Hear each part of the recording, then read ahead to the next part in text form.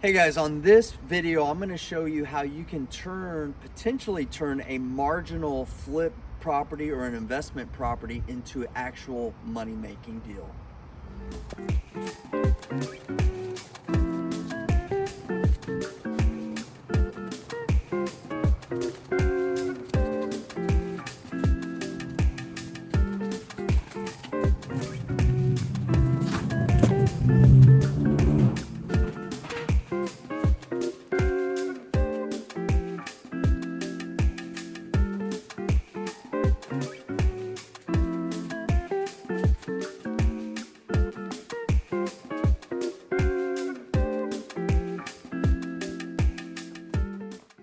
We're able to see a little bit of the home. As you can see, it's a wreck. It needs a little bit of everything. Roof, AC, sheetrock cabinets. It needs to work when it comes to renovation. So the story with this particular property is last night we were on a coaching call with me and my students. And one of my students has this property under contract. So we're analyzing it. We started analyzing it last week. And I told him, I'm like, most likely it's not a deal. Go get some other information. So he came back on the call last night, had that information. We looked at him like, this is not a deal for you. This was my words to one of my own students. And I said, but it's a deal for me. And I'm like, do you see what I just said there? And he's like, oh, how is that so? So let me show you how you can convert marginal deals. And this would have been a very marginal, if even a deal at all whatsoever for my student. And I said, that's a deal for me. So if you are looking to really take your investing seriously, whether that be flipping homes, whether it be building a rental portfolio, owner finance notes, all this type of stuff that you want to do, you need to start thinking looking at your bigger costs and really treating it like a business rather than a hobby. Because a lot of real estate investors I see come in, it's more of a hobby. They watch a couple of shows on HGTV, they're going to flip a couple of houses, and it's just not like that. And so what I mean by that is this: you can't outsource everything and expect your bottom line and your numbers to be good on every deal. You're going to hit some deals if you do this enough. Maybe you can outsource everything. But on this particular deal, let's look at some of the things that my student is doing. He's working a full-time job. He's just getting started. He hasn't built his business out yet, but he's hiring a general construction company to do all the renovations rather than being the GC himself. I'm not saying there's anything wrong with that, but you're looking at $5,000 to $10,000 of potential savings. Okay. Number two, when he was going to list the property, he doesn't have his license, used to.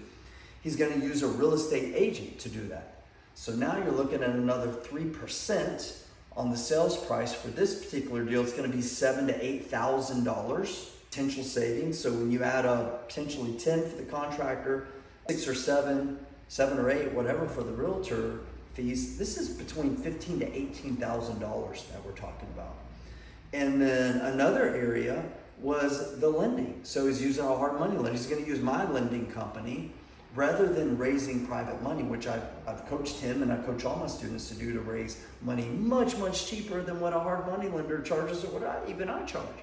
And he can do that. He just hasn't done it yet. So that alone is going to be another $5,000 to $6,000 of savings. So that's another $5K. So now we're in the $20,000 range.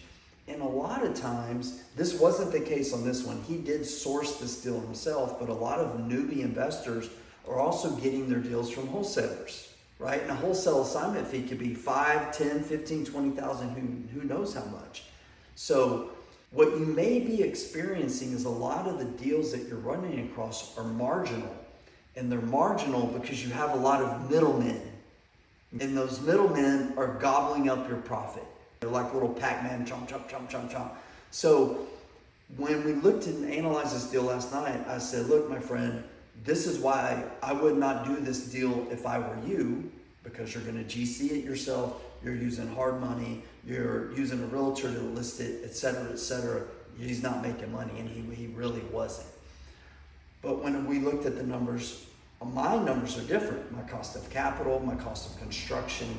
I have my license. My wife has a license, so we don't essentially pay any realtor fees. All that comes back to us, et cetera, et cetera. This is probably about a 25K deal. It meets our minimum standards. Plus we have multiple exit strategies with flipping it, renting it, doing it with owner finance. So for me, this is a deal for me. So we're actually gonna have a call, maybe work out a deal where we do a JV or some type of thing on this. But that is a good, quick lesson on some things for you to think about converting marginal deals to actually money-making deals by cutting out the middleman. Can you cut out all the middlemen all at once? No, you can't, right? But as you're building your business, think about which area resonates with you that most excites you with doing. Maybe it's getting your license. Maybe it's managing the construction. Maybe it's raising private money. Any of those areas, if you can focus on one of those areas till you get really proficient at it, you can save money there, then you can move on to the next area.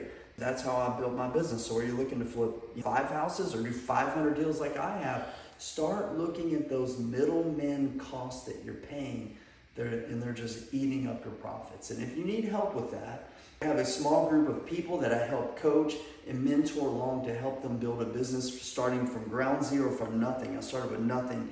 I actually used a credit card on my first investment deal to doing over 500 properties, building an neat 5,000 companies. So if you need help with that, feel free to reach out, DM me, post your comments, post your likes, and catch you on the next video.